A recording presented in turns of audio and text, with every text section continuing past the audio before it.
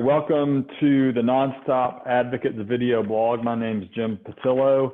I've got with us today my partner, Christina Bolin, in our Mobile, Alabama office. Christina, how are you today?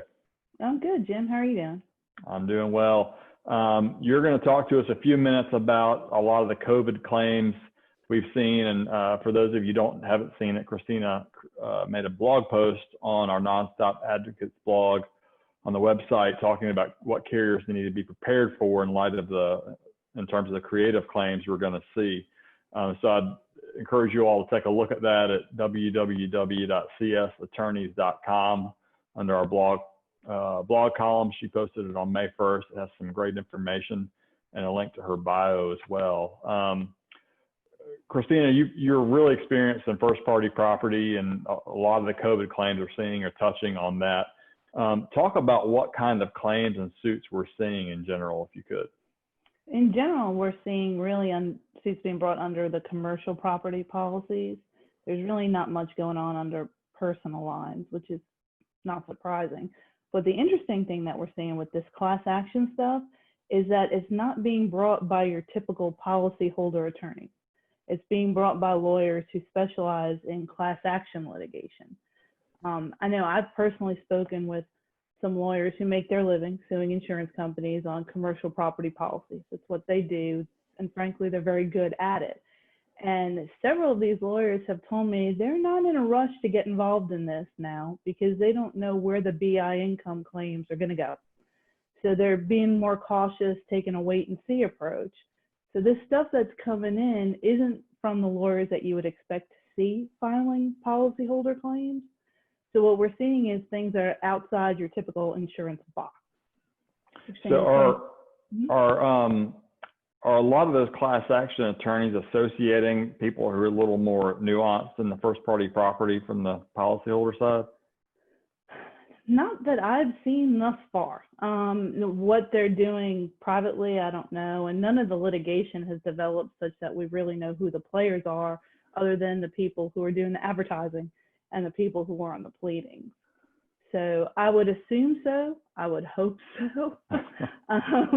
But I honestly, I do not know. It's really big class action names that you're seeing these big suits that are handling these big suits. Do you think some of these class action lawyers are going to get any more than a coupon or a discount for their clients at the end of the day? Well, I don't know how you would get that on an insurance policy unless it's an auto policy for 50% off your next renewal or something like that.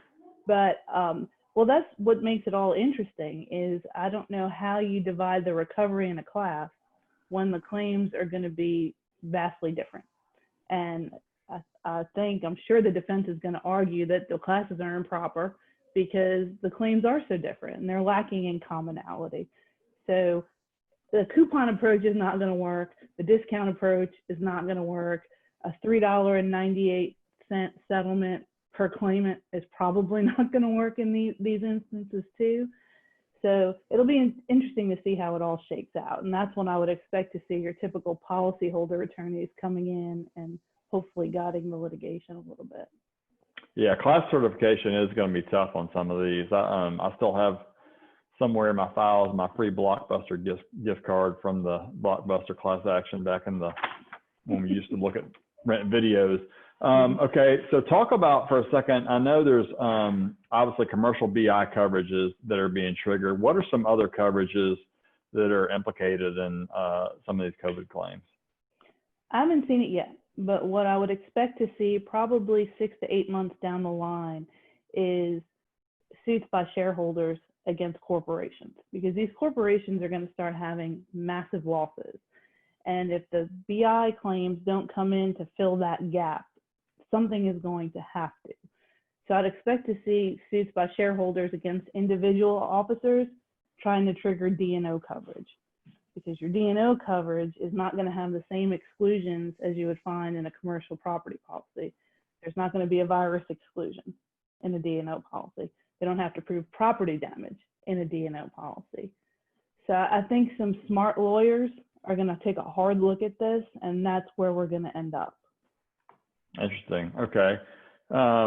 Now, I know a lot of the commercial policies, the BI policies, are standard form policies, ISO policies. Some of us have done work in the Lloyd's market, and other places we're seeing more manuscript policies, unique policies. Do those prevent or present any particular challenge in your view? On the defense side, no, because I think the manuscript policies shut down class arguments. So because they are different, and you know, in the Lloyd's market, they're written generally for the insured. So that does not lend itself to class action litigation. Same thing when they were looking at the D&O policies, they're almost exclusively manuscript policies. So each of those cases is going to have to be decided on its own merits, and particularly its own coverage merits, because it's not a standard policy.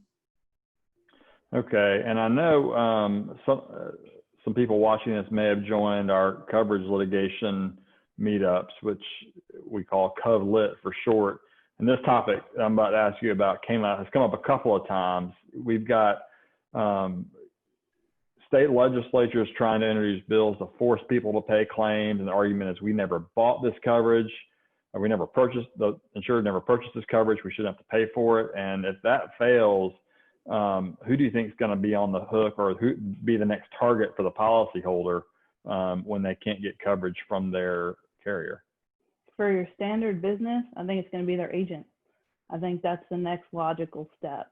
You know, you see it in cat claims when they don't have flood insurance, and they sue the agent because the agent never recommended that I get flood insurance. And I think we're going to see that failure to procure and failure to advise claims, and those are going to be, you know, funded under the agent's E&O policies if they're successful.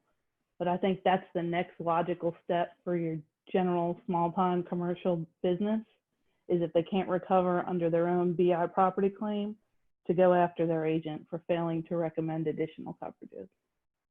That's a great point. There certainly is a disconnect between what people would have thought, and from a lay standpoint, they purchased, and what they actually did purchase. Now, whether the brokers and agents specifically assure them of pandemic coverage or not remains to be seen, because it would be unusual to ask for that specifically, but certainly seems like a logical target.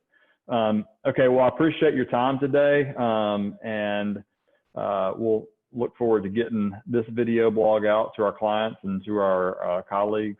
If you need to reach Christine or myself, the website is www.csattorneys.com. Christina is in our Mobile, Alabama office and covers South Mississippi as well as South Alabama. And as a firm as a whole, we're in Alabama and Mississippi. And if you have any questions on any kind of coverage matter, specifically coronavirus litigation or anything else, don't hesitate to contact us. Thanks very much for watching.